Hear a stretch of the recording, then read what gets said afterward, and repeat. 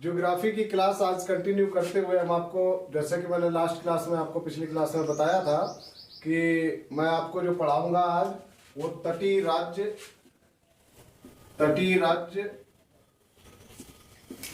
कौन कौन से हैं, भारत में तटीय राज्य कौन कौन से हैं। और दूसरा मैंने आपको बताया था कि बंदरगाह, पोर्ट पढ़ाऊंगा, बंदरगाह। ठीक है, तो आज इसी टॉपिक को हम यहीं से शुरुआत करेंगे। इससे पहले कुछ क्वेश्चन, क्योंकि मैंने आपको ये क्लास बताई है कि क्वेश्चन बेस्ड क्लास रहेंगी हमारी है भूगोल की, तो क्वेश्चन से स्टार्ट करते हैं।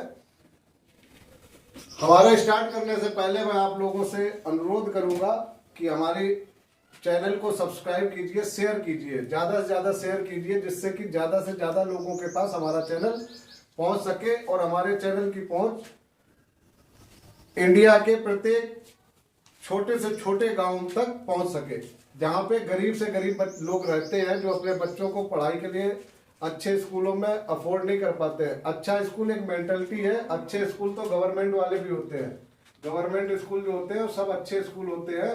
बस दिक्कत क्या है कि पढ़ाने वाला और पढ़ने वाला दोनों को इंटरेस्ट नहीं है बस। क्योंकि जो गवर्नमेंट स्कूल में टीचर आए हैं वो तो वो क्या है कि जो गवर्नमेंट स्कूल में टीचर हमारे आए हैं, क्या वो पढ़े लिखे नहीं है? उनको सब आता है, वो पढ़े लिखे हैं और उन्होंने बहुत तैयारी करने के बाद, बहुत संघर्ष करने के बाद उस पद पर वो पहुंचे हैं। अब दूसरी बात क्या है कि टीचर पढ़े लिखे हैं, उनको इंटरेस्ट नहीं है पढ़ाने का, क्योंकि क्या होता है, उनको सैलरी मिल रही है टाइम पे और उन पे कोई ऑब्जेक्शन उठाने वाला नहीं है कि वो पढ़ा क्यों नहीं रहे या क्यों नहीं पढ़ाते हैं, कोई उनकी कंप्लेन नहीं देता है। दूसरा ये है कि जो परिवार थोड़ा सक्षम है, मिडिल क्लास फैमिली या मिडिल क्लास से ऊपर की जो फैमिलीज हैं, वो लोग उस चीज पे ध्यान इसलिए नहीं देते क्योंकि वो अपने बच्चों को अफोर्ड कर लेते हैं अच्छे स्कूल, प्राइवेट स्कूल की तरफ, तो वो अपने बच्चों को प्राइवेट स्कूलों में पढ़ाते हैं। तो वो लोग क्या है कि वो लोग क्यों कंप्लेन करने जाएंगे।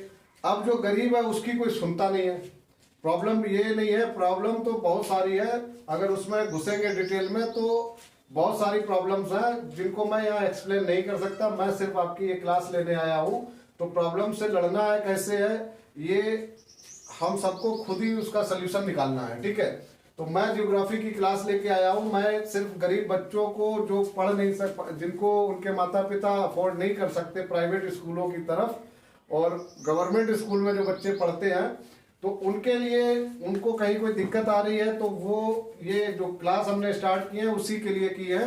अगर उनको कहीं पे कुछ कोई चीज समझ नहीं आती है तो वो हमारी क्लास में, हमारी वीडियो पे कमेंट करके पूछ सकते हैं। हमारी टीम रहती है जो कि हर एक कमेंट का जवाब रिप्लाई करती है। तो आपकी कोई भी कमेंट अगर है, अगर कोई क्वेरी है, कोई सवाल है, तो आपको उसका जवाब यहाँ नेक्स्ट क्लास में वीडियो के साथ मिल जाएगा। और आपकी कोई दूसरे टाइप की कोई कमेंट है, कुछ आपकी कोई दिक्कत है या समस्या, तो आप शेयर करना चाहते हैं तो आप वो भी शेयर कर सकते हैं। उसका जवाब आपको हमारी टीम कमेंट के द्वारा दे देगी। हम वीडियो में भी, या जब नेक्स्ट वीडियो हमारी आएगी तो उसमें भी हम जो है आपकी उस कमेंट को कंक्लूड कर लेंगे और यहाँ पे हम उसके बारे में डिस्कस कर लेंगे।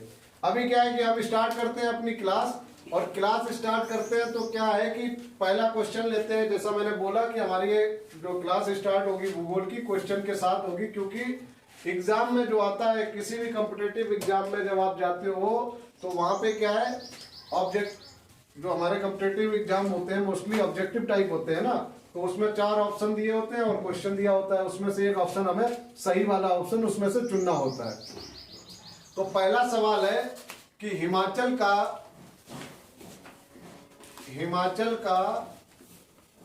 कौन सा जिला है, हिमाचल का कौन सा जिला है जो चीन के साथ सीमा लगाता है, जो चीन के साथ सीमा साझा करता है या सीमा लगाता है, चीन के साथ जिसकी सीमा लगती है, तो हिमाचल का वो कौन सा जिला है। पहला सवाल आपका यहाँ पे है, ध्यान से देखिएगा। ज्योग्राफी बहुत ही इंटरेस्टिंग सब्जेक्ट है, इसमें रटने का तो मैं ये नहीं कहूँगा, अपने अपने माइंड की बात होती है, किसको किस तरीके से समझ आता है, कोई याद करता है, कोई रटता है। लेकिन अगर आप समझ भी लोगे तो इसको, अगर आप वीडियो को एक बार 2 बार ही देखोगे ध्यान से, तो आपको ऑटोमेटिक याद हो जाएगा।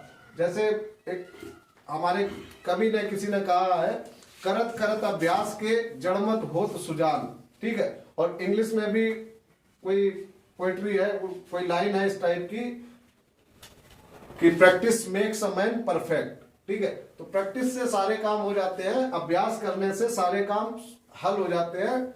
तो ज्यादा टेंशन लेने की जरूरत नहीं है, बस आपको सब यहाँ पे ध्यान देने की जरूरत है। तो हिमाचल का जो जिला है जो चीन के साथ सीमा साझा करता है या चीन के साथ सीमा लगाता है, वो जिला है किन्नौर। हिमाचल में एक जिला है किन्नौर नाम से, जो कि चीन के साथ सीमा साझा करता है या चीन के साथ सीमा लगाता है। एकमात्र यही जिला है हिमाचल का जो चीन के साथ सीमा जिसकी लगती है। हिमाचल का सिर्फ किन्नौर नाम का जो जिला है यही चीन के साथ सीमा लगाता है, बाकी हिमाचल का और कोई भी जिला चीन के साथ सीमा साझा नहीं करता, ठीक है। तो ये हमारा पहला क्वेश्चन हो गया। अगले क्वेश्चन की तरफ हम बढ़ते हैं। तो अगला क्वेश्चन हमारा है कर्क रेखा। कल वाली क्लास में, जो पीछे क्लास मैंने आपको पढ़ाई है, उसमें कर्क रेखा के बारे में मैंने आपको बहुत कुछ बताया। रेखा किस तरीके से यहाँ से निकलती हुई जाती है, जो कि गुजरात से शुरू होकर और हमारा मिजोरम तक जाती है, ठीक है। मिजोरम को क्रॉस कर जाती है, वो आगे तक जाती है। लेकिन हमारे भारत के जो राज्य आते हैं वो 8 राज्य आते हैं, जो गुजरात से शुरू होता है और मिजोरम पे एंड होता है उसका। तो अब कर्क रेखा जो है कौन सी नदी को 2 बार काटती है? सवाल हमारा है कर्क रेखा कौन सी नदी को, किस नदी को 2 बार काटती है? 2 बार काटती है। यह सवाल घुमा के भी पूछ सकते हैं, कौन सी ऐसी नदी है जो कर्क रेखा को 2 बार काटती है?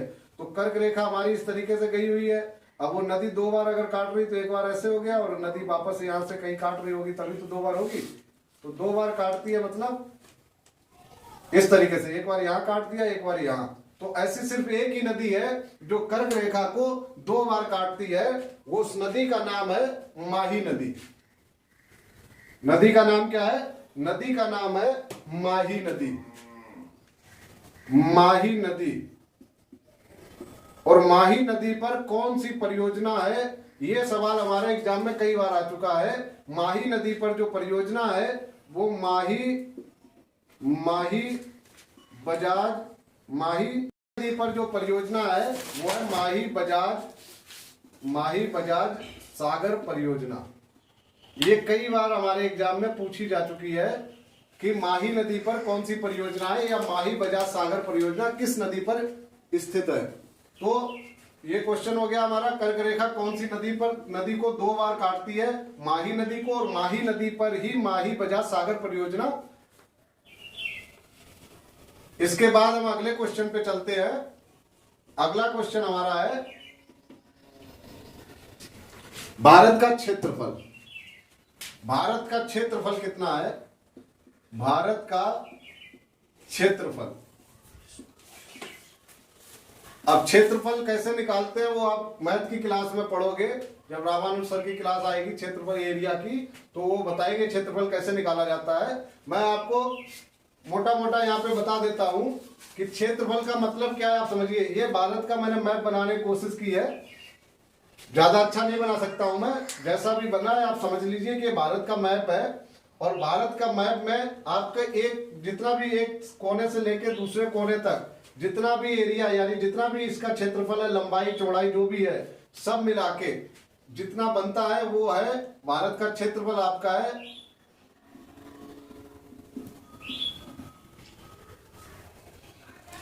32,87,263 वर्ग किलोमीटर। तो भारत का क्षेत्रफल कितना है? 32,87,263 वर्ग किलोमीटर, ठीक है। ये हो गया आपका भारत का क्षेत्रफल। तो भारत ये इसमें जो है लंबाई चौड़ाई पूरा गुणा करके सारा निकाल के उन्होंने हमें, जो हमारे भूगोल के वैज्ञानिक रहते हैं, शोधकर्ता रहते हैं, उन लोगों ने ये चीजें डिटेल में निकाल के दी है। तो हमारे क्वेश्चन में इस टाइप से आ जाता है कि भारत का क्षेत्रफल कितना है, और क्वेश्चन में ऑप्शन जो दिए होंगे उसमें किस तरीके से दिया होता है आप समझ लीजिए। उसमें वो क्या करेंगे, 32, 87, 363 कर देंगे, 32, 87,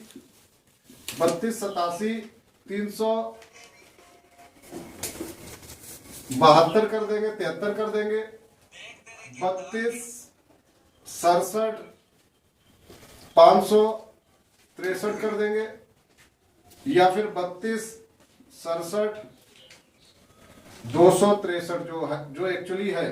तो इस तरीके से आपको ए बी सी ये 4 ऑप्शन दिए होंगे, ए बी सी डी, और इन ऑप्शन में से आपको एक सही वाला ऑप्शन चुनना रहता है।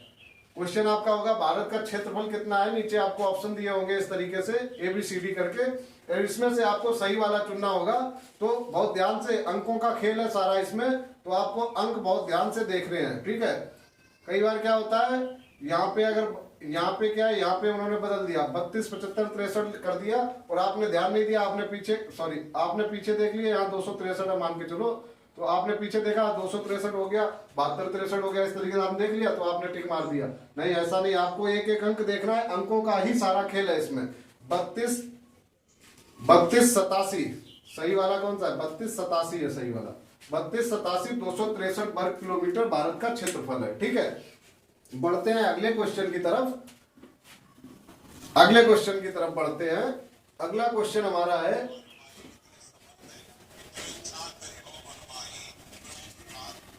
कि जो कर्क रेखा है हमारी, जो मैंने कल आपको यहां बताई थी, ये कर्क रेखा है हमारी, जो कर्क रेखा है, ये कर्क रेखा जो है, और एक मैंने आपको बताई थी आईएसटी रेखा, यानी कि इंडियन स्टैंडर्ड टाइम, जो कि भारतीय मानक समय रेखा। तो ये एक दूसरे को कहां पे काटते हैं, तो ये एक दूसरे को काट रहे हैं, आप देख रहे हो ना, ये एक दूसरे को काट रहे हैं। तो कर्क रेखा और भारतीय मानक समय रेखा यानी कि आईएसटी, इंडियन स्टैंडर्ड टाइम, ये एक दूसरे को कहां पर काटते हैं, एक दूसरे को कहां पर काटते हैं, दूसरे को कहां पर काटते हैं, ये सवाल हमारा बनता है, कहां पर काटते हैं, कौन से राज्य में, कौन से शहर में, कौन से जिला में, इस तरीके से क्वेश्चन बनता है। तो अभी तक जो क्वेश्चन आए हैं उसमें उन्होंने शहर तो नहीं पूछा है, राज्य पूछा है। तो राज्य है छत्तीसगढ़, और मैं इसके साथ साथ आपको जिला और शहर भी बता देता हूं। ये आपका राज्य हो गया, छत्तीसगढ़ राज्य में ये एक दूसरे को काटती है रेखाएं, और जिला आपका है कोरिया शहर, आपने सुना, कोरिया देश है ना एक अपने यहाँ, एक भारत में छत्तीसगढ़ में कोरिया जिला है ये, ठीक है। तो कोरिया जिला में, और शहर का नाम है पटना, ये बिहार वाला पटना नहीं है, ये छत्तीसगढ़ में कोरिया जिले में एक शहर है जिसका नाम है पटना। तो एक्चुअल में जो कर्क रेखा और आईएसटी रेखा दोनों लाइनें जो एक दूसरे को काटती हैं, वो पटना शहर में काटती हैं, कोरिया जिला पड़ता है, छत्तीसगढ़ राज्य है वो, ठीक है। बढ़ते हैं अगले क्वेश्चन की तरफ, और अब हम अपने उस पैटर्न पे आ जाते हैं जहां पे हम बात कर रहे थे। मैंने लास्ट क्लास में आपको बोला था कि हम बात करेंगे तटीय राज्य कौन कौन से हैं, ठीक है। तो तटीय राज्य कौन कौन से हैं, आप देखिए, तटीय राज्य कौन से होंगे, जिसके आसपास समुद्र होगा वही तो राज्य तटीय और राज्य कहलाएगा। जहां से समुद्र या नदी का किनारा होगा, जो राज्य समुद्र या नदी के किनारे स्थित होगा वही राज्य तटीय राज्य कहलाएगा। तो यहाँ पे समुद्र के किनारे स्थित, अगर हम देखें कि भारत का जो मैप है उसके आसपास समुद्र किधर है, तो आप देखोगे कि इधर नीचे सारा समुद्र है, यहाँ श्रीलंका है जहाँ पे ये समुद्र में ही है सारा, ठीक है। ये नीचे सारा समुद्र हो गया, यहाँ आपका अंडमान निकोबार है, यहाँ आपका क्या है, अंडमान निकोबार है, इधर आपका लक्षद्वीप है, ये आपका प्रशांत महासागर हो गया, नहीं हिंद महासागर, ये आपका हिंद महासागर है, इधर ये पूरा हिंद महासागर हो गया, इधर आपका अरब सागर है, इधर पूरा आपका अरब सागर है यहाँ गुजरात तक, ठीक है। इधर बंगाल की खाड़ी है आपकी, इधर बंगाल की खाड़ी है, और यहाँ नीचे आपका हिंद महासागर है। तो अब बात आती है कि तटीय राज्य कौन कौन से हैं। तो तटीय राज्य कुल हमारे 9 हैं, जमीन चाहिए, तटीय राज्य हमारे 9 हैं। तटीय राज्य जो है कुल तटीय राज्य 9 हैं। कितने हैं? 9। तो मैं आपको यहां पे दिखाता हूं 9 राज्य कैसे हैं। एक ये गुजरात हो गया, गुजरात। दूसरा आपका महाराष्ट्र हो गया। तीसरा आपका एक गुजरात, महाराष्ट्र,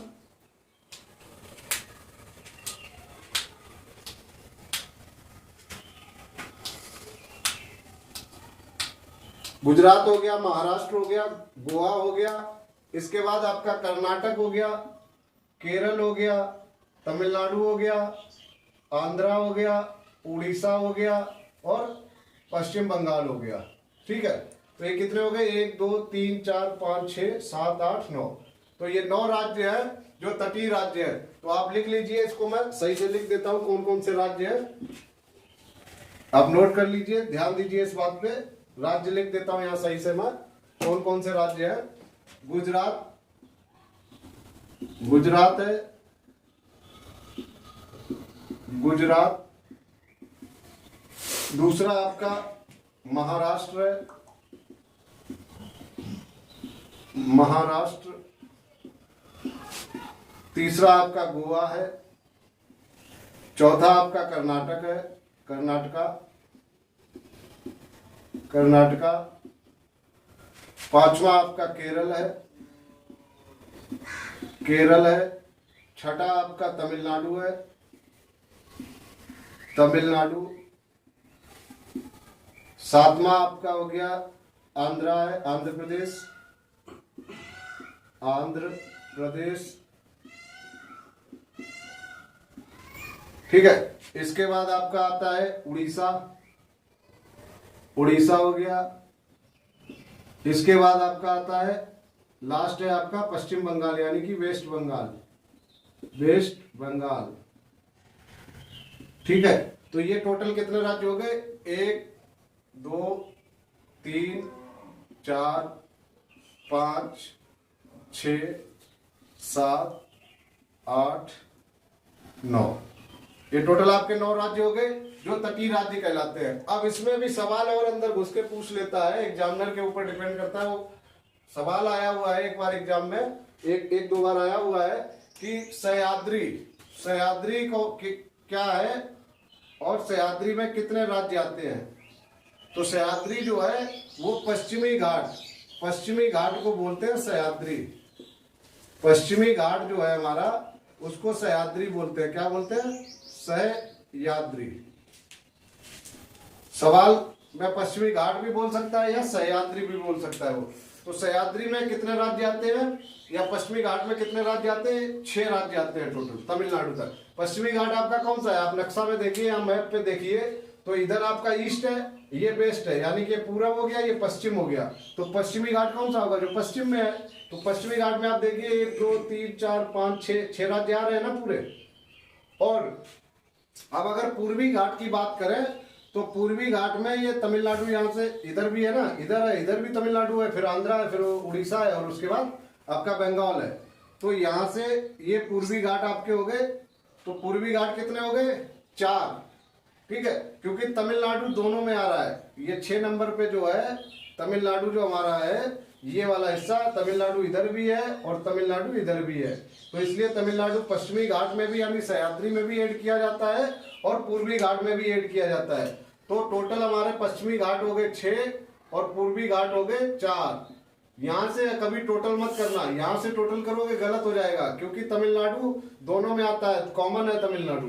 तो इसलिए यहाँ पे आपका ये कभी प्लस करके 10 मत कर देना। कभी तटीय राज्य पूछा जाए, आप याद रखो कि तटीय राज्य में पश्चिमी घाट बताया था सर ने 6 होते हैं और पूर्वी जो घाट होते हैं 4 होते हैं। 6 और 4 10 हो गया, तटीय राज्य 10 हो गए। नहीं, ऐसा नहीं है, इनको कभी प्लस मत करना, क्योंकि तमिलनाडु जो है दोनों में पड़ता है। दोनों ये बॉर्डर है, इधर भी है, तो दोनों साइड आता है। पूर्वी घाट पे भी तमिलनाडु को ऐड किया जाता है और पश्चिमी घाट में भी तमिलनाडु को ऐड किया जाता है। ठीक है, तो ये तो हो गया हमारा तटीय राज्य की बात हो गई, जो मैंने आपको यहाँ शो किया है।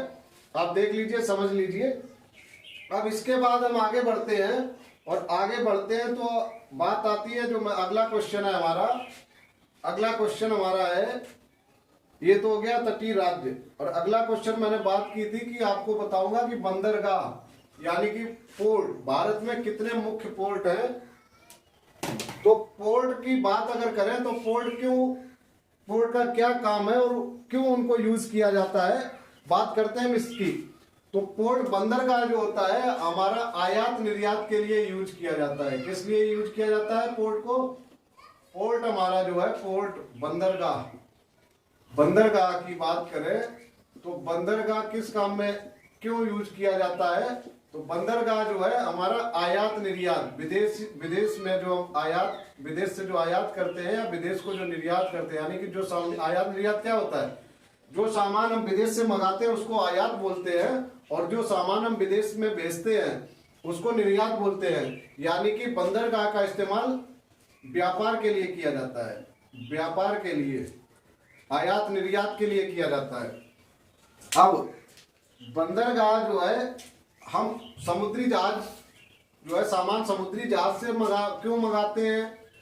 क्योंकि बाई रोड या बाई ट्रेन कॉस्टली पड़ता है, और बाई एयर भी कॉस्टली होता है। By train, by road, by air costly होता है, जबकि हमारा जो है ये शिप जो पानी के जहाज होते हैं, इनसे हम ज्यादा सामान एक बार में मंगा सकते हैं, और इनका कॉस्ट भी इनकी कम आती है। इसलिए हम जो भी आयात निर्यात करते हैं मोस्टली हम बंदरगाह के थ्रू ही करते हैं, बंदरगाह के द्वारा ही करते हैं आयात निर्यात। ठीक है, तो अब बंदरगाह की बात चल रही है, पोर्ट की बात चल रही है, तो पोर्ट कहाँ होंगे? समझने वाली बात है, पोर्ट भी तो वही होंगे जहां जहां हमारे तटीय राज्य हैं, उन्हीं तटीय राज्यों के पास, उन्हीं तटीय राज्यों में ही पोर्ट होंगे। यहाँ पे अगर यूपी है और यूपी के आसपास कोई समुद्र है ही नहीं, तो यूपी में पोर्ट बनाने का कोई फायदा है नहीं। तो पोर्ट कहाँ होंगे? बंदरगाह हमारे वहीं पे होंगे जहां हमारे तटीय राज्य होंगे। तो तटीय राज्य हमारे कितने हैं? 9। तो बंदरगाह कितने होंगे? 9 नहीं, तटीय राज्य हमारे हैं 9, और बंदरगाह हमारे हैं, मुख्य बंदरगाह जो भारत के हैं वो है 13, यानी 13। तो भारत में टोटल पोर्ट, जो मुख्य पोर्ट, मेन पोर्ट जो है वो कितने हैं? 13 बंदरगाह हैं कुल। तो अब अगर बंदरगाह कहाँ कैसे कैसे है उसकी बात करें, तो यहाँ पे आप देख लीजिए, मैं यही ऐसे ही बता देता हूँ। एक बंदरगाह आपका गुजरात में है, ये मार्किंग इस तरीके से कर देता हूँ। इसका नाम था पहले कांडला बंदरगाह, ठीक है, या कांडला पोर्ट कहते थे इसको। ये गुजरात में पड़ता है, जी से गुजरात। ये मैंने आपको तटीय राज्य बताए थे ना, गुजरात, महाराष्ट्र, गोवा, कर्नाटक, केरल, तमिलनाडु, आंध्र, उड़ीसा और बंगाल। तो अब क्या है कि ये गुजरात में आपका कांडला पड़ता है, लेकिन कांडला का नाम अब चेंज हो गया है, इसको अब बोलते हैं दीनदयाल बंदरगाह। क्या बोलते हैं? दीनदयाल बंदरगाह या पोर्ट, दीनदयाल पोर्ट। ठीक है, तो कांडला भी लिख के आ सकता है सवालों में, जब एग्जाम आप देते हो तो कांडला भी आ सकता है, नहीं तो कांडला का नाम बदल के अब दीनदयाल पोर्ट हो गया है, तो आप ये ध्यान रखिएगा। तो दीनदयाल के नाम से भी आ सकता है या कांडला के नाम से, तो वो आप देखिएगा सवाल में जिस तरीके से आपको पता होना चाहिए। कांडला का सवाल ये भी बन सकता है ना कि कांडला का नाम बदलकर क्या रखा गया, या दीनदयाल किस बंदरगाह का नाम परिवर्तित करके रखा गया, तो आपको पता होना चाहिए ना कांडला का नाम परिवर्तित किया गया। अब बात आती है महाराष्ट्र की, तो महाराष्ट्र में सबसे पहला बंदरगाह जो हमारा है वो बंदरगाह है मुंबई बंदरगाह। कौन सा बंदरगाह है? मुंबई। ठीक है, अब कांडला जो बंदरगाह है ये उत्तर भारत में जो सामान, जो भी आयात निर्यात होता है, ये उत्तर भारत के लिए सर्वाधिक यूज किया जाता है। जो भी सामान का आयात निर्यात होता है उत्तर भारत के लिए, क्योंकि अगर तमिलनाडु वाले बंदरगाह से कोई सामान आया है और पहुंचना जम्मू कश्मीर में है, तो यहाँ पे ट्रांसपोर्टेशन का खर्चा बहुत हो जाएगा। तो क्या है कि गुजरात वाला जो कांडला बंदरगाह या दीनदयाल बंदरगाह है, ये मुफ्त व्यापार क्षेत्र के लिए यूज किया जाता है, मुफ्त व्यापार क्षेत्र के लिए यूज किया जाता है। और उत्तर भारत में सर्वाधिक जो उत्तर आयात निर्यात जो उत्तर भारत के लिए होता है वो यही इसी बंदरगाह से, इसी पोर्ट से होता है। ठीक है, अगला मुंबई पोर्ट जो है, ये जो है भारत का सबसे बड़ा पोर्ट है, भारत का सबसे बड़ा पोर्ट है, सबसे बड़ा बंदरगाह है, सबसे बड़ा बंदरगाह है। ठीक है, बंदरगाह भी दो तरीके के हैं, एक तो नेचुरल पोर्ट जो है और दूसरे जो कृत्रिम है, हमारे जो बनाए गए हैं, जरूरत के हिसाब से बनाए गए हैं। अच्छा, बात करें यहाँ पे मुंबई बंदरगाह हो गया, और यहाँ मुंबई के साथ साथ मुंबई पे बहुत ज्यादा व्यापार, मुंबई क्योंकि मुंबई से ही व्यापार ज्यादा होता था, यहीं से आयात निर्यात ज्यादा होता था, तो इस पे लोड बहुत पड़ता था। तो इसका लोड कम करने के लिए ये महाराष्ट्र में ही एक और बंदरगाह बनाया गया, ये कृत्रिम बंदरगाह है, इसका नाम है नावा सेवा। नाम क्या है? नावा सेवा। ये दूसरा बंदरगाह महाराष्ट्र में ही बनाया गया, क्योंकि मुंबई बंदरगाह पे लोड बहुत ज्यादा रहता था, बहुत ज्यादा आयात निर्यात बहुत ज्यादा यहीं से मोस्टली जो है यहीं से होता है, इसलिए इसका नाम गेटवे ऑफ इंडिया भी इसको बोलते हैं। क्या बोलते हैं? Gateway of India. Gateway of India भी इसको बोलते हैं। ठीक है, तो इसके सपोर्ट के लिए नावा सेवा बंदरगाह कृत्रिम बंदरगाह है, इसको डेवलप किया गया। अब बात करें इसके बाद, तो कांडला बंदरगाह में, कांडला बंदरगाह जो है हमारा स्वतंत्रता, जब हमारा बंटवारा हुआ देश का, जब आजाद हुआ, स्वतंत्रता मिली, जब इस बंदरगाह को डेवलप किया गया। इससे पहले जो है कराची बंदरगाह जो पाकिस्तान में आज के टाइम में है, कराची बंदरगाह था, सारा आयात निर्यात कराची बंदरगाह से होता था, कराची पोर्ट से होता था। लेकिन जब डिवाइड हो गया, भारत पाकिस्तान अलग अलग हो गया, तो क्या हुआ कि कांडला बंदरगाह को डेवलप किया गया उसके बाद ही, स्वतंत्रता के बाद। ठीक है, अब अगला ही महाराष्ट्र में हो गया, ये दोनों महाराष्ट्र के हो गए, महाराष्ट्र। ठीक है, ये आपका गुजरात का हो गया, एक गुजरात में हो गया पोर्ट, दो पोर्ट आपके हो गए महाराष्ट्र में। तीसरा पोर्ट आपका है गोवा में, इसका नाम है मरमा गोवा, मरमा गाओ, सॉरी मरमा गाओ। इस पोर्ट का नाम क्या है? मरमा गाओ। ठीक है, ये आपका गोवा में पड़ता है। ये एक पोर्ट कहां पड़ता है आपका? ये गोवा में पड़ता है, गोवा में। यहाँ नहीं लिखते, यहाँ दिखाना पड़ेगा आपको। तो ये मरमा गांव हो गया, ये आपका मरमा गांव कहाँ हो गया? गोवा में। इसके बाद कौन सा है? इसके बाद है न्यू मंगलूर, एक पोर्ट है न्यू, इधर बाहर लिख देता हूं, पोर्ट का नाम क्या है? New Mangalore, new Mangalore. और ये पोर्ट कहाँ पड़ता है? ये पड़ता है कर्नाटका में। ये कहाँ पड़ता है? कर्नाटका में पड़ता है। ठीक है, न्यू मंगलूर हो गया। इसके बाद अगला है कोच्चि बंदरगाह। कौन सा बंदरगाह? कोच्चि, कोच्चि पोर्ट है। ये कहां पड़ता है आपका? ये केरल में पड़ता है। ठीक है, केरल में हो गया कोच्चि, कर्नाटक में हो गया न्यू मंगलूर, मरमा गांव आपका हो गया गोवा में, गोवा में आपका हो गया मरमा गांव। मुंबई और नावा सेवा ये आपके महाराष्ट्र में हो गए, कांडला आपका गुजरात में हो गया। तो पश्चिमी घाट पे जो बंदरगाह हैं वो यहाँ पे हो गए सारे, 1 2 3 4 5 6 बंदरगाह आपके कहाँ हो गए? पश्चिमी घाट पे। अब बात आती है पूर्वी घाट की, तो इधर बंदरगाह कितने हैं वो देखते हैं। तो पहला बंदरगाह जो आपका है तमिलनाडु में पड़ता है, इसका नाम है तूतीकोरिन। कौन सा बंदरगाह है? तूतीकोरिन। ठीक है, तूतीकोरिन हो गया। इसके बाद दूसरा बंदरगाह है चेन्नई बंदरगाह, दूसरा है चेन्नई, चेन्नई बंदरगाह। और तमिलनाडु में ही 3 बंदरगाह हैं आपके, ये ध्यान रखना। तमिलनाडु सबसे ज्यादा बंदरगाह किस राज्य में पड़ते हैं, सबसे ज्यादा पोर्ट किस राज्य में है?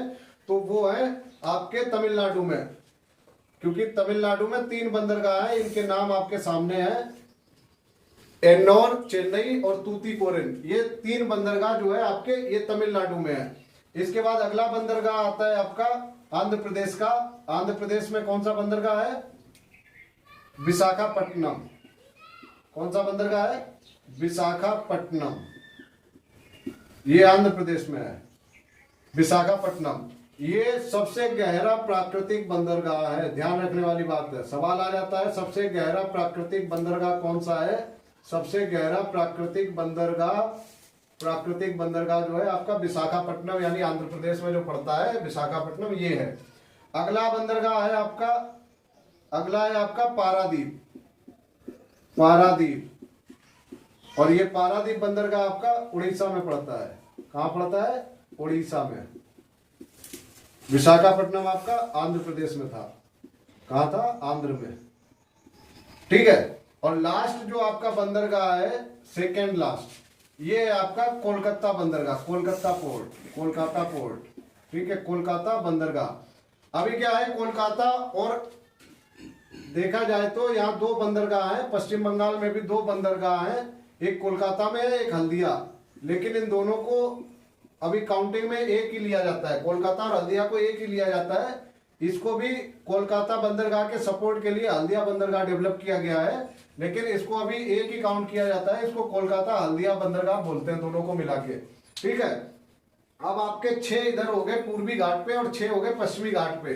तो अब आप बोलोगे सर ये टोटल तो 12 हुए और आपने 13 बताए हैं, तो जो लास्ट पोर्ट है हमारा वो यहाँ पे है अंडमान निकोबार में। ये वाला आपका जो है ये पोर्ट ब्लेयर, इसका नाम ही है पोर्ट ब्लेयर, और ये जो है अंडमान निकोबार की राजधानी का नाम भी है। ठीक है, तो अंडमान निकोबार की राजधानी का नाम पोर्ट ब्लेयर है और पोर्ट ब्लेयर ही बंदरगाह का नाम भी है। तो ध्यान रखना, आपका 13वां जो बंदरगाह 13th बंदरगाह 13th पोर्ट जो है वो अंडमान निकोबार में पड़ता है, जिसका नाम पोर्ट ब्लेयर है। अब इस पे हम बात करें तो जैसा मैंने बताया सबसे पुराना, अब इसमें एक चीज रह गई कि कृत्रिम बंदरगाह कौन कौन से हैं, कृत्रिम पोर्ट कौन कौन से हैं। तो कृत्रिम पोर्ट केवल 3 ही है, ध्यान देना इस बात को। कृत्रिम पोर्ट जो है वो केवल 3 ही है। एक आपका जो महाराष्ट्र में पड़ता है नावा सेवा, नावा सेवा एक महाराष्ट्र का हो गया, और 2 चेन्नई में है, 2 आपके तमिलनाडु में है, एक एन्नौर और लास्ट वाला आपका है चेन्नई। तो ये सवाल कई बार आया है, ऑप्शन में चेन्नई दिया होता है और 3 कोई और ऑप्शन दिए होते हैं, और आपसे पूछ लिया जाता है कि इसमें से कृत्रिम बंदरगाह कौन सा है। तो जब आदमी चेन्नई का नाम सुनता है ना तो उसको लगता है चेन्नई तो कृत्रिम बंदरगाह हो ही नहीं सकता, लेकिन नहीं, चेन्नई जो है कृत्रिम बंदरगाह है। भारत का सबसे पुराना कृत्रिम बंदरगाह जो है वो चेन्नई है।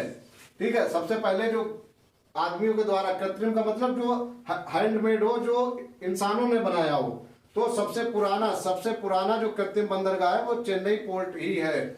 और एन्नौर भी आपका उसके बाद डेवलप किया गया, नावा सेवा भी आपका उसके बाद डेवलप किया गया। ये तीनों जो है आपके कृत्रिम पोर्ट है, कृत्रिम बंदरगाह है। बाकी के आपके 10 जो बंदरगाह बचते हैं वो आपके जो है प्राकृतिक बंदरगाह है। ठीक है, अब हम आते हैं इस बात पे कि एक चीज आप ध्यान रखना, जो गोवा वाला ये मर्मागांव जो पोर्ट है, मर्मागांव जो पोर्ट है, यहां से क्या होता है, एक सेकंड,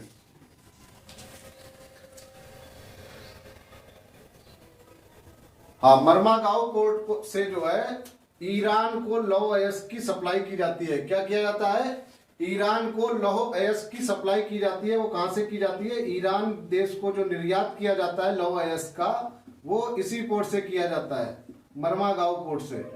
ठीक है, और पारादीप जो उड़ीसा में है पोर्ट हमारा, यहां से आपका झारखंड और उड़ीसा में जितना भी लौह अयस्क होता है, झारखंड और उड़ीसा का जितना भी लौह अयस्क होता है वो सारा जापान को यहां से निर्यात किया जाता है। यहां से जापान को निर्यात होता है। किसको निर्यात होता है, जापान को। ठीक है, तो आज की क्लास में मैंने आपको जैसा बताया था कि पोर्ट और तटीय राज्य के बारे में बताऊंगा, तो वो मैंने यहाँ पे बता दिया आपको। अब बात करते हैं, 1-2 क्वेश्चन और कर लेते हैं। एक क्वेश्चन है आपका कि क्षेत्रफल के आधार पर, क्वेश्चन क्या है कि क्षेत्रफल के आधार पर, ये आया हुआ क्वेश्चन है, क्षेत्रफल के आधार पर भारत के 4 बड़े राज्य कौन से हैं। क्षेत्रफल के आधार पर जो बड़े राज्य हैं, 4 बड़े राज्यों के नाम पूछे यहाँ पे, तो आपके 4 बड़े राज्य के नाम जो है वो इस तरह से है। पहला सबसे बड़ा क्षेत्रफल में भारत में जो है वो है राजस्थान। राजस्थान क्षेत्रफल में सबसे बड़ा है। दूसरा आपका जो आता है, दूसरा आपका आता है वो है मध्य प्रदेश, मध्य प्रदेश। ठीक है, और तीसरा जो है, तीसरा आपका है मध्य प्रदेश के बाद तीसरा आपका है महाराष्ट्र, महाराष्ट्र। और यूपी की बात करें तो ये चौथे नंबर पे आता है आपका उत्तर प्रदेश। उत्तर प्रदेश क्षेत्रफल में चौथे नंबर पे आता है। ठीक है, इसके बाद और भी है, गुजरात है, 6 नंबर पे आता है कर्नाटक, 7वें नंबर पे आता है आंध्र प्रदेश। आपको इतनी याद करने की जरूरत नहीं, आप सिर्फ 4 या 5 याद कर लीजिए। चार याद कर लीजिए। सवाल जो आया था वो यही आया था कि क्षेत्रफल के आधार पर भारत के 4 बड़े राज्य कौन से हैं, तो उत्तर प्रदेश तक आप याद कर लीजिए। इसके बाद बात करें क्षेत्रफल के आधार पर 4 छोटे राज्य। क्षेत्रफल के आधार पर 4 छोटे राज्यों के नाम क्या है, तो क्षेत्रफल के आधार पर 4 छोटे राज्य कौन से हैं वो देख लीजिए। एक सबसे पहला आपका गोवा है, गोवा सबसे छोटा राज्य है। दूसरे नंबर पे आपका सिक्किम आता है, सिक्किम। तीसरे नंबर पे आपका आता है त्रिपुरा, ठीक है। और चौथे नंबर पे आता है आपका नागालैंड, नागालैंड। तो ये 4 क्षेत्रफल के आधार पर 4 छोटे राज्य जो है, इनका क्रम इसी तरीके से है, या आप इस तरीके से भी लिख सकते हो।